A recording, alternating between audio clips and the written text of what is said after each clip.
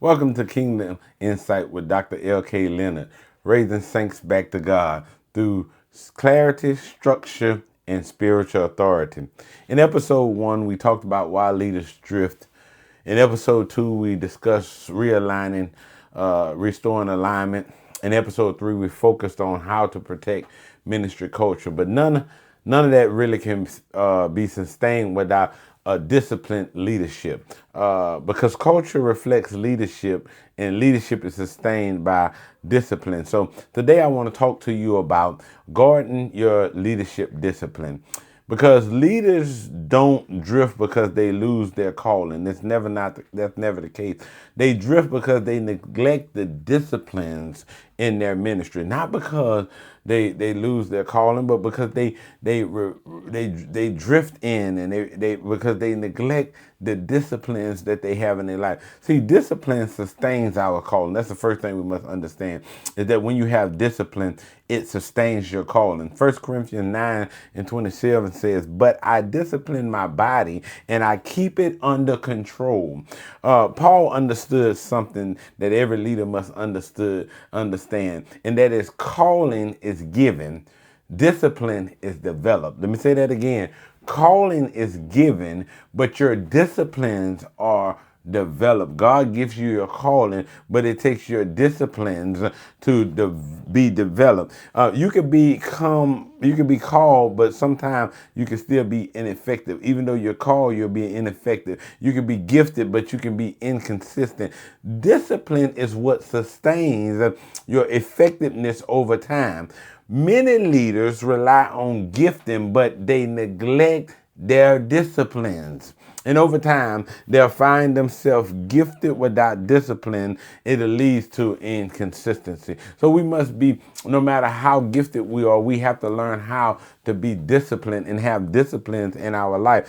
What would happen is, listen, your calling will open the door, but it's your disciplines that keep you consistent. Calling will open the door, but it's your discipline that keeps you effective.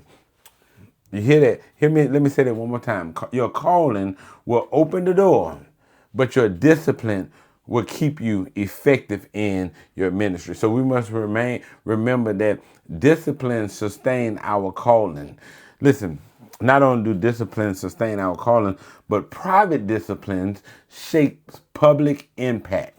Listen to what I said. Private discipline shape public impact. We got so many people that want to have a public impact, but they don't have no private discipline. Did you hear what I just said? So many people have that want to have a public impact, but they have no private discipline. Luke 16:10 say, "He who is faithful in little is faithful also in much." Leadership is built in private before it's seen in public. Lord have mercy. Leadership is built in private before it's seen in public. It don't happen in the public. What people see publicly is a reflection of what happened privately. Your private disciplines would include things like prayer. It includes things like your study, your preparation, and your personal integrity. All of those are your private disciplines. When you control your prayer life, when you have a disciplined prayer life, a disciplined study, a disciplined preparation, and disciplined personal integrity, when private disciplines begin to weak, that's when public leadership eventually weakens. So we must be guard our discipline. We must guard our leadership by having a strong disciplined life. What you maintain privately will eventually manifest publicly. So listen, let us be mindful that private disciplines shape our public impact. Listen. The next thing I have to tell you is disciplines must be guarded intentionally. 1 Timothy 4:7-8 says, "Discipline yourself for the purpose of godliness." Discipline yourself for the purpose of God. Discipline does not maintain itself. It don't maintain itself. Your disciplines are not going to just become on autopilot. You got to maintain it. It must be guarded. Life gets busy. Ministry demands increase and responsibilities grow. That's a part of life. Somebody say life be life and life get busy. Ministry, your demands going to increase and your ministry, your responsibility is going to grow. So without intentional efforts, disciplines begin to slip.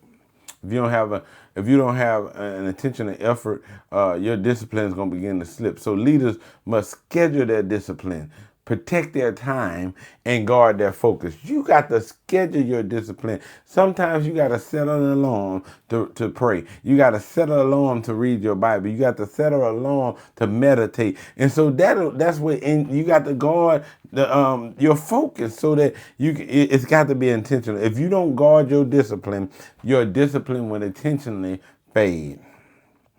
Not only that, but you must also consistently build leadership strength.